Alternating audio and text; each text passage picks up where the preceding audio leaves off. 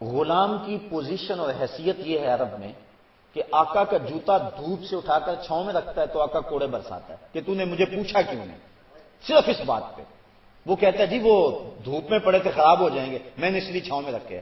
وہ کہتا ہے تو متکبر ہو گیا، خود سر ہو گیا، تجھے اپنی اوقات یاد نہیں رہی، میرے جوتے کو میرے پوچھے بغیر تو نے ہاتھ لگایا، تیرے اندر ہمت کیسے ہوئی ہے؟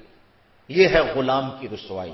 جو غلام آقا کا جوتا نہیں اٹھا سکتا تھا، اب اس غلام کی حالت بدلتی ہے، دن پھرتے ہیں، حالات تبدیل ہوتے ہیں۔ حضور معراج سے پلٹ کے آئے اور آتے ہی بلال حبشی کو بلا کر کے کہا، بلال تو کون سا نیک عمل کرتا ہے؟ میں نے جنت میں تیرے قدموں کی آہٹ کو سنا ہے۔ کیا خیال ہے بلال فرش سے اٹھ کے فراز عرش پہ نہیں چلا گیا ہوگا؟ جو غلام آقا کے جوتے کو ہاتھ لگانے کا روادار نہیں ہے، اس کو دو جہاں کا سردار کہہ رہا ہے میں نے تیرے جوتوں کی آہٹ کو سنا ہے۔ تو ذرا تصور تو کریں ہیں کہ غلام کہاں سے اٹھ کے کہاں چلا گیا۔ آپ تاریخ پڑھیں، فتح مکہ کے دن جب حضور مکہ میں داخل ہوئے، 10,000 کا لشکر حضور کے ساتھ تھا، بڑے بڑے قریش سرنگوں ہو گئے۔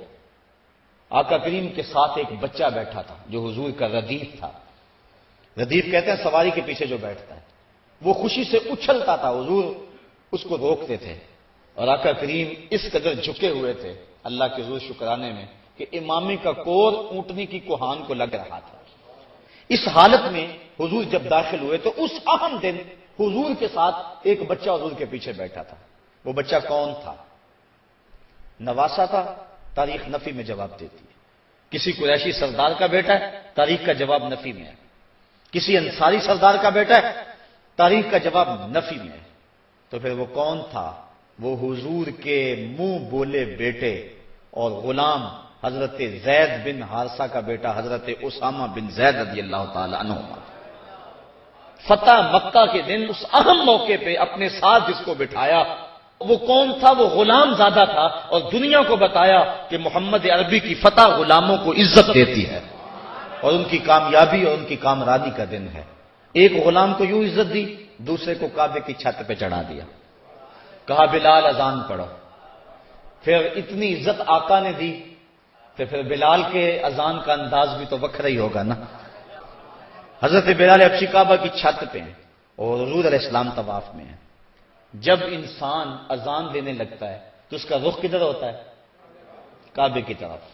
مؤذن کی بڑی شان ہے شریعت میں، چونکہ وہ تمہیں نماز کے لیے بلاتا ہے۔ یار مؤذن تو مؤذن رہا۔ ایک حدیث میں آتا ہے لا تسبوا الدیک لأنہ یوقظ للصلاۃ، کہا مرغے کو گالی نہ دیا کرو، یہ تمہیں صبح نماز کے لیے اٹھاتا ہے۔ جو نماز کے لیے صبح مرغ آواز لگائے تو وہ بھی محبوب بن جائے، اور فرمایا اس کو بھی کبھی گالی نہ دینا۔ تو جو پھر تمہیں نماز کے لیے بلائے اس مؤذن کا عالم کیا ہوگا اور اس کی شان کیا ہوگی۔ اور پھر جس مؤذن کو یہ شرف حاصل ہے کہ اس نے حضور کو سامنے دیکھ کر اذانیں پڑھی، اور حضور سامنے ہوتے تھے تو کہتا تھا اشہد ان محمد رسول اللہ، تو اس کی شان اور اس کی عظمت کا عالم کیا ہوگا۔